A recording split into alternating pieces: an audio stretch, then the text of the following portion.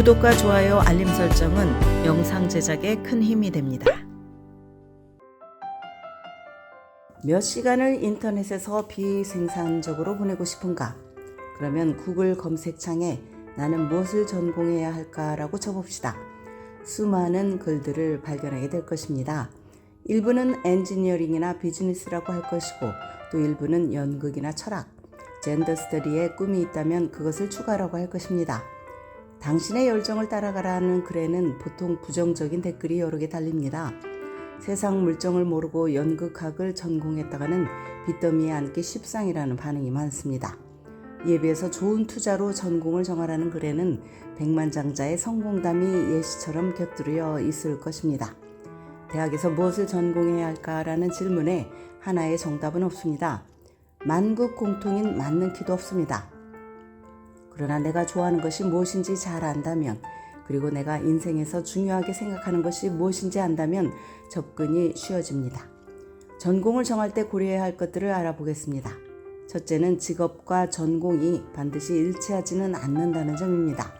칼로 무자르듯 어떤 직업을 갖기 위해서는 꼭 무엇을 전공해야 한다는 인식이 사실과는 다를 수 있습니다. 예를 들어서 법조인을 꿈꾸는 많은 학생들은 학부에서 프리로우 과정과 관련 있는 분야를 전공으로 선택하는 것이 최고라고 믿습니다. 재미있는 것은 미국 변호사협회는 법학 교육을 준비하기 위해서 특정 학부 전공이나 수업을 추천하지는 않는다는 점입니다. 여기에는 이유가 있습니다. 법대에 합격하기 위해서 치르는 LSAT의 평균 점수는 학부에서 법 관련 분야를 공부한 사람들보다 고전학이나 철학, 수학 전공자들에게서 더 높게 나타난다는 사실입니다. 범죄학 전공자 그룹에서 LSAT 평균 점수가 가장 낮은 것으로 나타났습니다. 또한 의대에 진학을 염두에 둔 수많은 학생들은 학부에서 생물학을 전공해야 한다고 생각을 합니다. 이것은 좋은 준비가 될 수 있지만 반드시 그래야 하는 것은 아닙니다.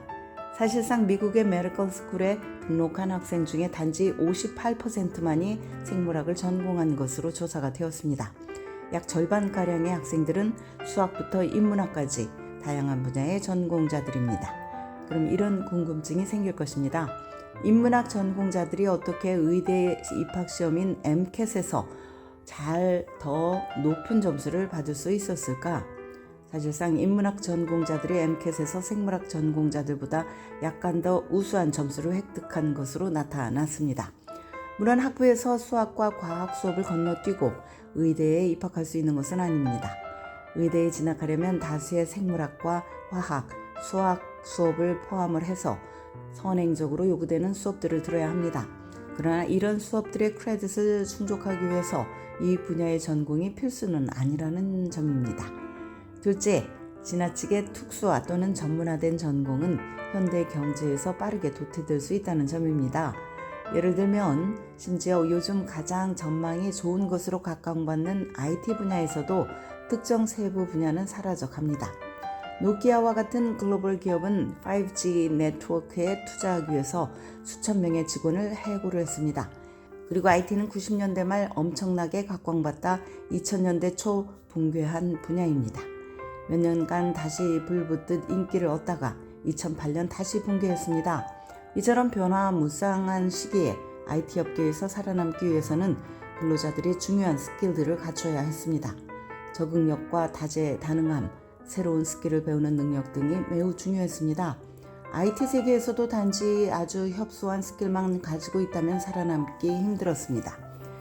펜실베니아주 주립대는 인조잔디 과학이라는 전공이 있고 또 이 대학은 많은 골프 코스 매니저를 배출을 합니다. 그러나 만약 지금으로부터 10년 후 산소재가 개발이 되어서 골프 코스의 그린에 쓰인다면, 그래서 골프 코스를 유지하고 관리하는 인력이 필요 없게 된다면 어떨까? 지나치게 특수화된 전공이 미래가 보장되지 않는 예라고 할 수 있습니다. 셋째, 본인의 열정과 관심, 적성을 충분히 고려해야 합니다. 대학을 졸업하고 탑 전문 대학원에 진학하려 하거나 직장을 구한다면 대학 GPA가 중요합니다. 한 연구에 따르면 대학생들이 자신의 열정과 동떨어진 분야를 전공할 경우 낮은 GPA를 받을 확률이 높은 것으로 나타났습니다. 적성에 맞지 않는 전공을 단지 책임감만 가지고 꾸역꾸역 공부하는 것보다는 자신이 흥미를 느끼는 전공을 공부하는 것이 훨씬 더 좋은 결과를 가져옵니다. 많은 부모들은 이렇게 묻습니다. 다 좋은데 아이가 공부를 마친 후에 뭘 하면서 먹고 살아야 하는가? 그러나 역사학 전공자가 평균적으로 비즈니스 전공자와 비슷한 연봉을 받는다는 놀라운 통계가 나와 있습니다.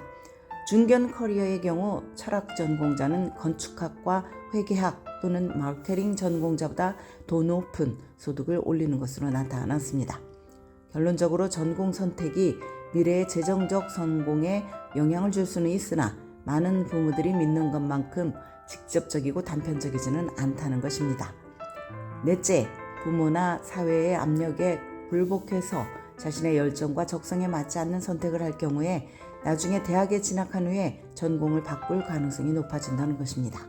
자신이 진정 좋아하는 공부를 하는 사람은 어떻게든 자신의 길을 개척해 갑니다. 지금처럼 사회가 급변하고 전통적인 직업의 개념이 흔들리는 시대에는 더욱 그렇습니다. 유튜브가 없던 시절에는 꿈도 못 꾸던 직업이 지금은 존재하며 심지어 사회 전반에 큰 영향력을 끼칩니다. 지금까지 교육 전문 컨설팅 그룹 어드미션 메서스 진아킴이었습니다.